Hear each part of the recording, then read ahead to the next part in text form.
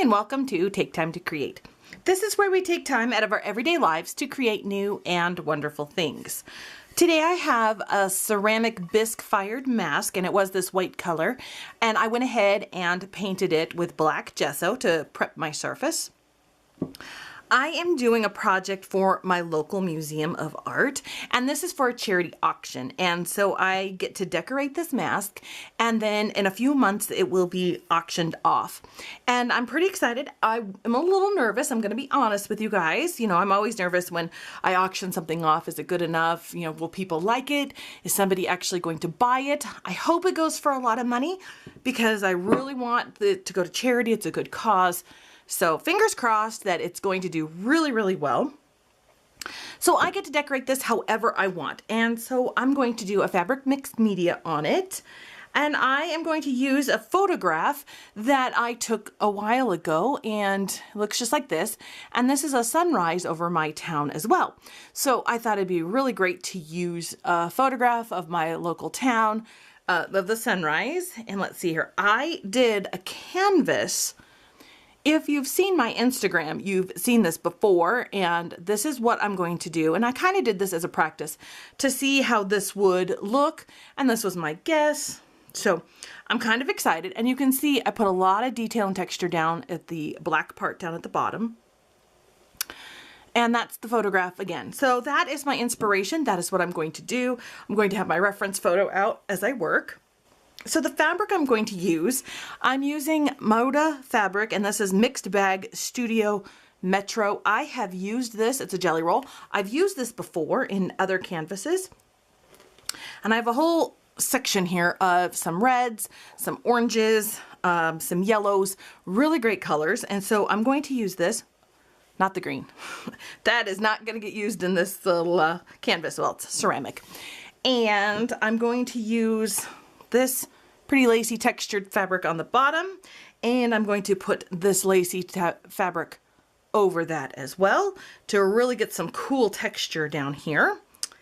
And let's see how this all go. Let's see here. Just like all the other canvases and all the other mixed media that I do with this, I want to show you guys it's the same process over and over again, no matter what medium you are putting it on. So we're going to use the heavy gel, and that will be on the base. We will soak each fabric strip in the gloss gel, and then we will kind of lay it over, and I'm going to see how wrinkly it's going to get.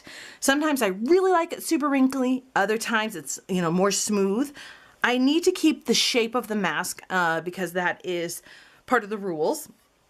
So I'm just going to kind of play with it and see how it goes and kind of let my imagination run wild with it. But it's the same process over and over again. Then I'm going to let this dry overnight. And that's because I really like it to dry overnight. It solidifies it better. I could use a heat tool, but I just find, as my personal experience, that letting it dry overnight just creates a better result, and I like it better. So that's what I'm going to do. I still have time. It's not due yet. So I have a little bit of time that I can let it dry properly. I think that's all the instructions. If I forgot anything, I'll come back and let you guys know, but I think that's everything.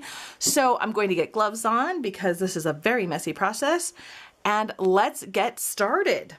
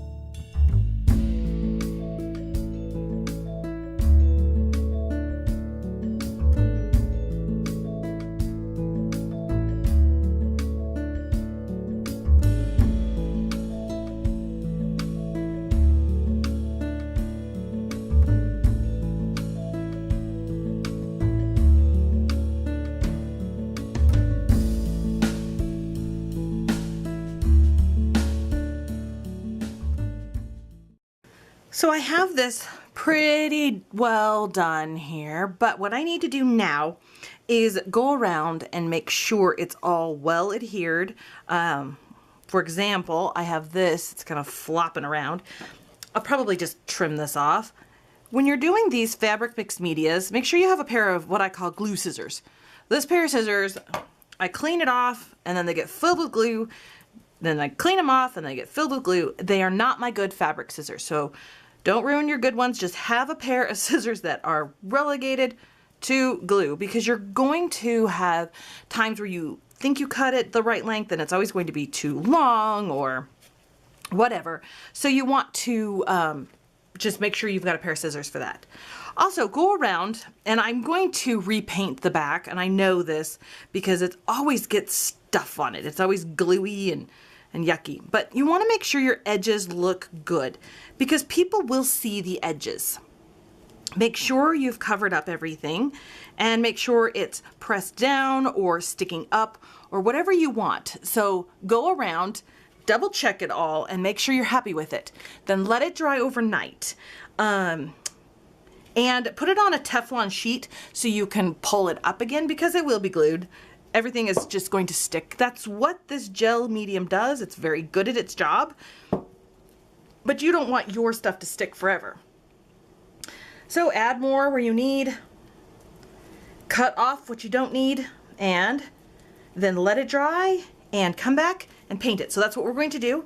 So I'm going to let this dry and we'll come back and we will paint it and it's going to look awesome. So yay, here we go. All right, so let's wait. It's like waiting for paint to dry. Let's wait. Welcome back, and this is all dry now. You can see that this fabric flipped up right here, but that's okay. It just adds a really cool texture, and when everything is all said and done, you won't even notice it. I think it's looking pretty good. And here's my reference photo. So yeah, we're getting there. Now it's time to start adding some paints. And I'm going to add Finnabar metallic paints, and I have a variety of colors. So I've got coral reef and gold amber, kind of more in the orangey maybe. This one's a little brown orange. This is fresh orange, that's a little better. Yeah. I have gold rush, and I have wine red and royal red. So I am just going to use a variety of colors and just start dry brushing on as I go. And I really like this fresh orange. Let me show you what I'm going to do with it. And then I'll just speed the camera up because it's the same thing over and over. Shake up your paint. Then what we're going to do is we're just going to take just a tiny bit. I wipe it off and we're going to dry brush. And since the orange is kind of in the middle here-ish, I'm just going to lightly take this orange and paint over. And what I'm doing is I'm kind of blending the layers together. I'm adding another color and it's just starting to really look like a sunrise. Take your time, and if things are starting to get muddy, let that layer dry and then go ahead and add on more paint on top of it. So take your time with this. It's not a rush, it's not a race. And then we're going to let it all dry. And I'm leaving down here black because I'm going to add a lot of texture down here. So that's just the next step. So let's get started.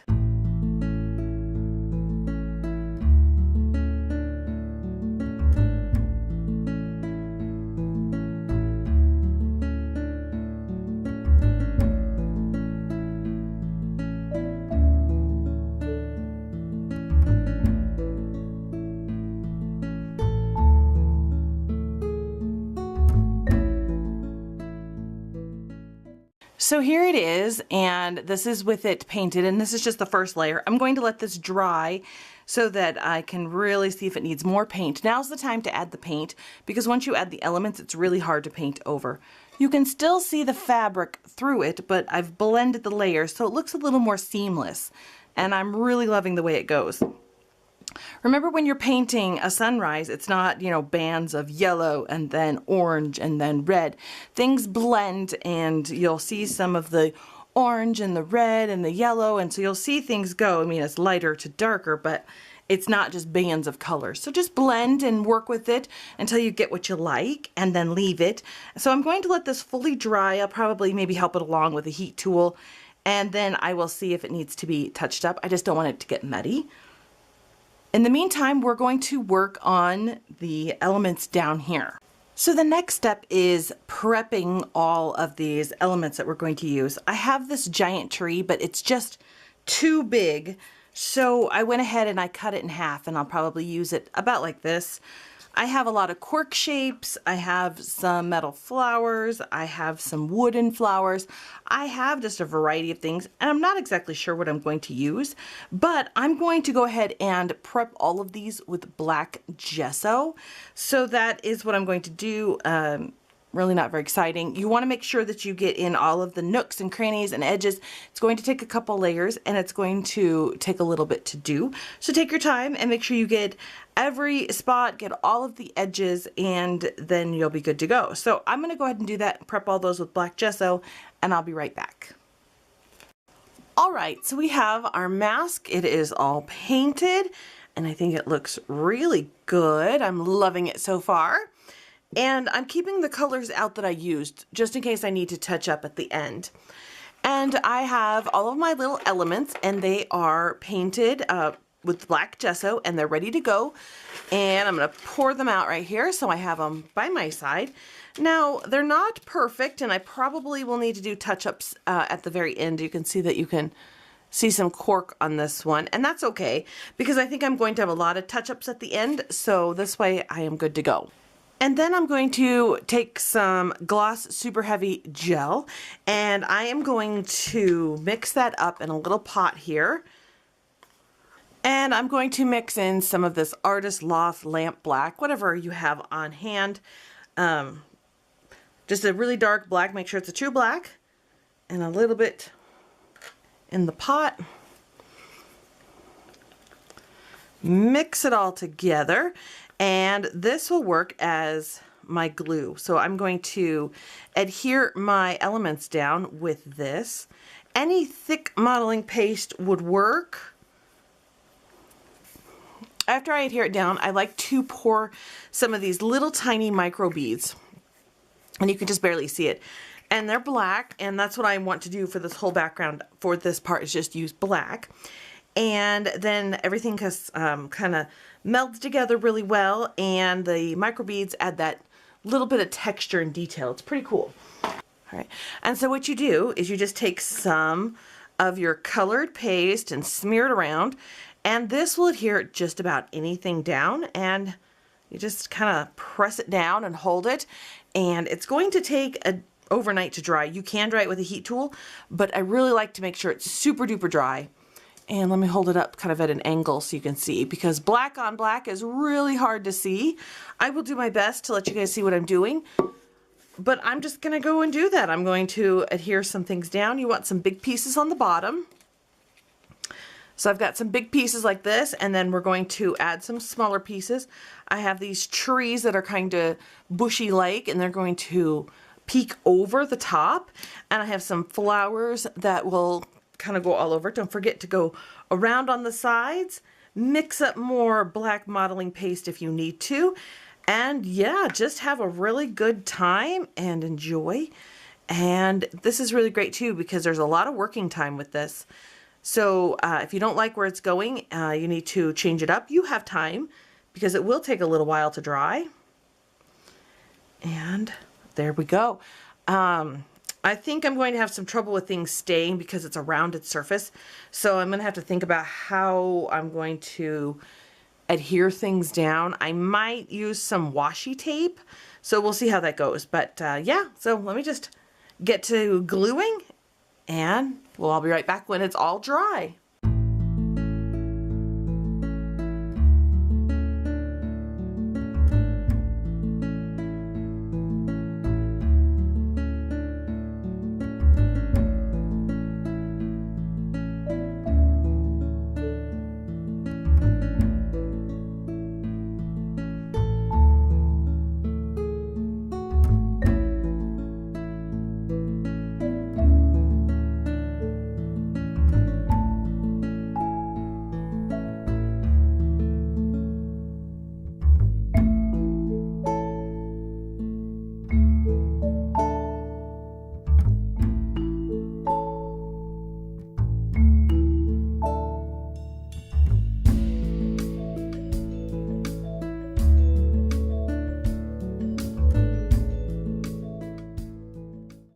So the mask is all dry now, and I brushed off all of the extra little micro beads. I have this soft fluffy brush, and I just gently go over it and I brush off anything. Now before we do our last painting steps, now is the time to go through and touch up. I put there's some black here that I'm going to paint over with yellow. I see some spots that need to have black on them. Also, now's the time to check to make sure everything is secure. This little guy here, I don't like how secure he is. So I'm going to really work on him, add some more modeling paste, and make sure all of the other guys are down and that they're nice and secure. That's one of the rules with this mask, is to make sure everything is nice and secure because they don't want anything to fall off. I will do that, then I'll come back and we'll paint the final touches. So I touched up the mask, I touched up everywhere, and it looks really good. I am very pleased with this mask, but now you can't see the elements very well down at the bottom. So I'm going to add a few touches now to the end of the mask. One thing before I paint the top and finish that up, I am going to let you know that I am going to touch up the back and repaint this, but I'll do it off camera, and I'll do it when everything is dry, and that just finishes it out and makes it look really good and more professional. So as you're doing these fabric landscapes, you can see that the gel medium just gets everywhere. So paint your edges of your canvas, the back of things, just to make it look good. What I'm going to do, set that down. Okay, what I'm going to do is I'm going to take some of this Bronze Age Finnabar metallic wax, and I am going to kind of paint from the top down. I'm thinking that the sun is starting to peek over the elements here, the trees and the bushes, and we're going to get some highlights, but I'm going to do the highlights from the top down.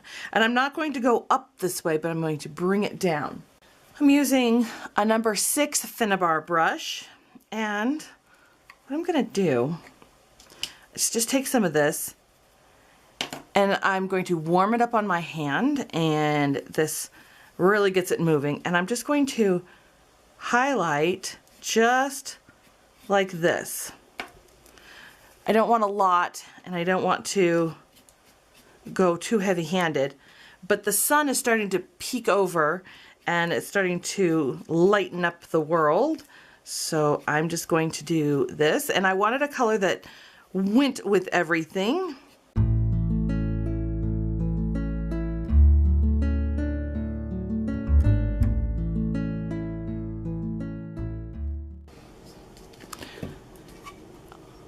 And there we have it. All of the wax is on, and I think this mask is done. I think it's ready for the auction, the 2019 mask auction. I'm very pleased with how it turned out.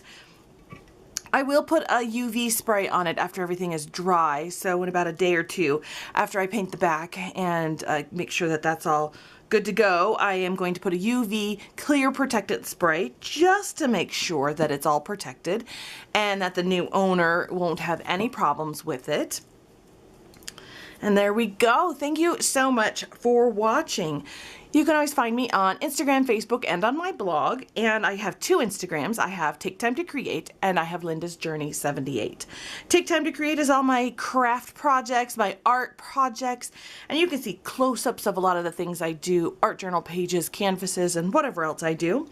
My other Instagram, Linda's Journey 78, is just my personal journey, and you're welcome to follow me on both.